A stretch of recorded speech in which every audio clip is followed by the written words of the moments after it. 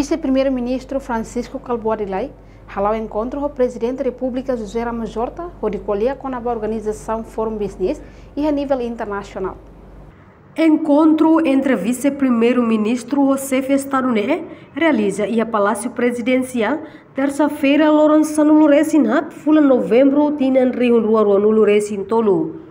Vice-Primeiro-Ministro Francisco Calvo Adilai afirma encontro neho intenção aturelata para Presidente da República com o Ministro Coordenador Assunto Econômico, nebe organiza Fórum Business e a nível internacional NBC participa os empresários Lubuk, Liu Asian Pacific. Portanto, Timor-Leste tem adesão à Organização Mundial Comércio, WTO. Se aprova o Conselho Ministro, não ratifica o Parlamento e que o Presidente da República bele promulga. A rua 23, 24 25, Lorontolo. O Ministro Coordenador Assunto Econômico se coordena ela e organiza ela Fórum Business, e Fórum Internacional. Também se participa os empresários lupo que da os rai todo, de Ásia, no Pacífico, China, Coreia, Japão, etc.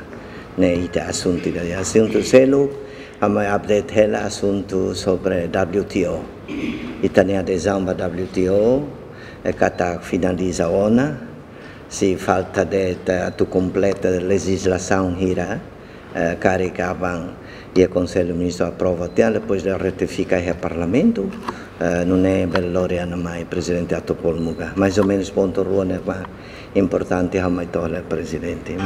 Reportagem em fevereiro dos Santos, Televisão Timor-Post. Janela Informação by Emma Roto. Atual informação atual dia Gliu, que tá haluha.